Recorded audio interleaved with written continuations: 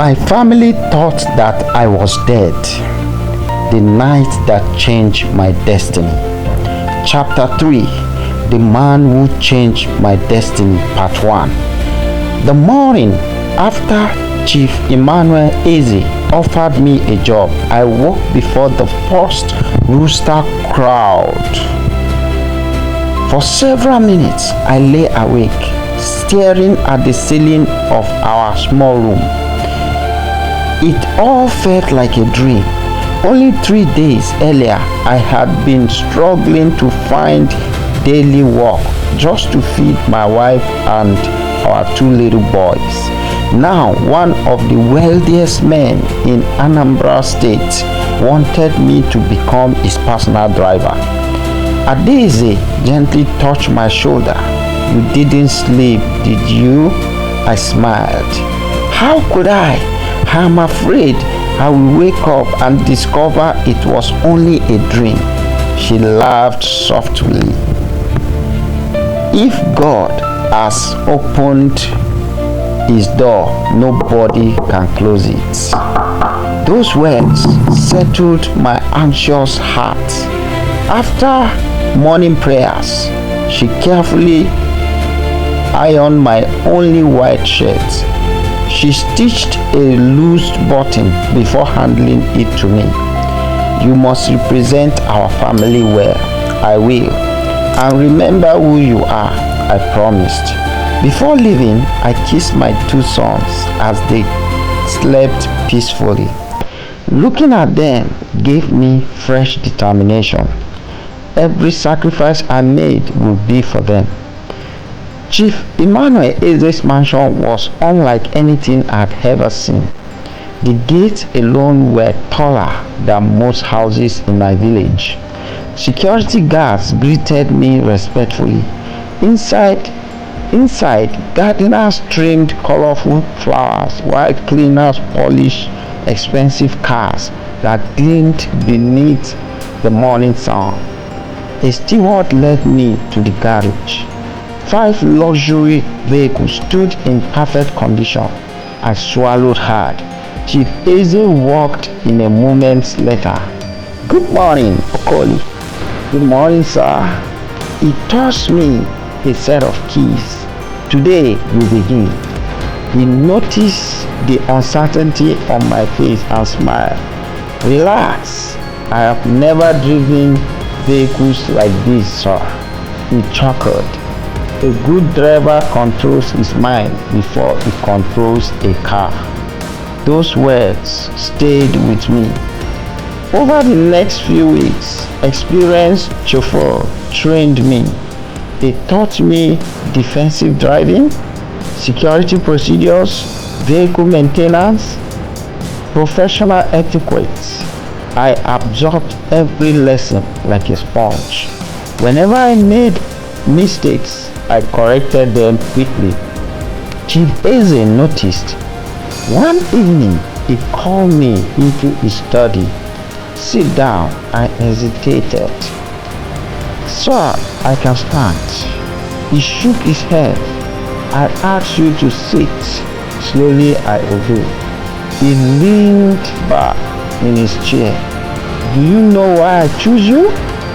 "Because we rescued you." He smiled. "No."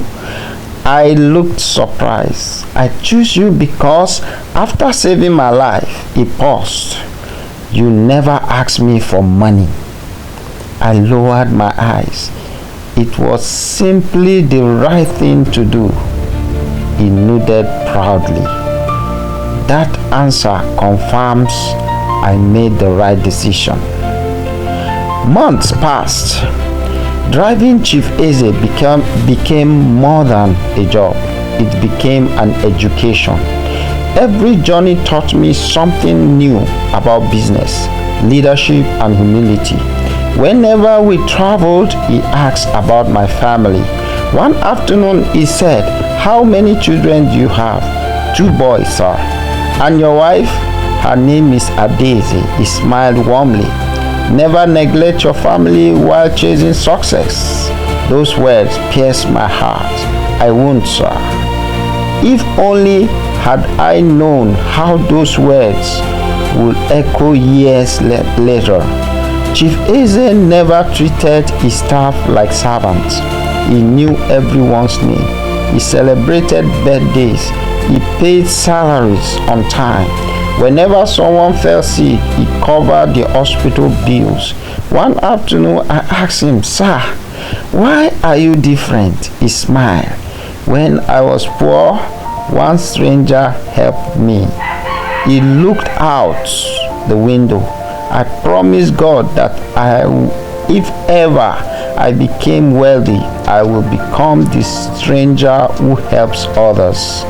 That day, I silently prayed, if I ever become successful, I will do the same. Almost 1 year passed peacefully. Then, one rainy afternoon, everything changed again. Chief Eze was returning from a business meeting in Enugu. The rain poured heavily. Visibility was so poor. As we approached a lonely stretch of highway, something caught my attention. A broken down lorry blocked part of the road. Several men stood beside it, waving frantically. "Sir!" Chief Eze looked up from the newspaper he was reading. "Yes, something doesn't feel right." He looked ahead. They probably need help. I slowed down the vehicle. Then I noticed something strange. The men's clothes were muddy, yet the lorry's tires were completely clean. It hasn't been there long. Another detail, no reflective warning signs, no attempt to direct traffic safely, only men watching us, waiting. Every instinct inside me screamed, it is a trap. Without warning, one of the men reached beneath his shirt. Metal flash, a gun. "Drive!" Chief Eze shouted. I slammed my foot on the accelerator. Gunshot exploded behind us. The rear windscreen shattered. Glass sprayed across the back seat.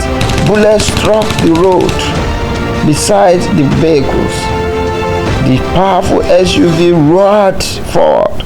Within seconds, we disappeared around a sharp bend. Several kilometers later, I finally stopped. Both of us sat silently. Rain beat heavily against the roof. Chief Eze slowly turned towards me. "You saw it before?" I did. I nodded. Something didn't look right. He reached over and gripped my shoulder. For the second time, his voice trembled slightly. "You have saved my life." I never imagined that someone had been watching my actions from thousands of miles away. Someone whose gratitude would soon change my destiny forever. End of chapter 3, part 1. To be continued.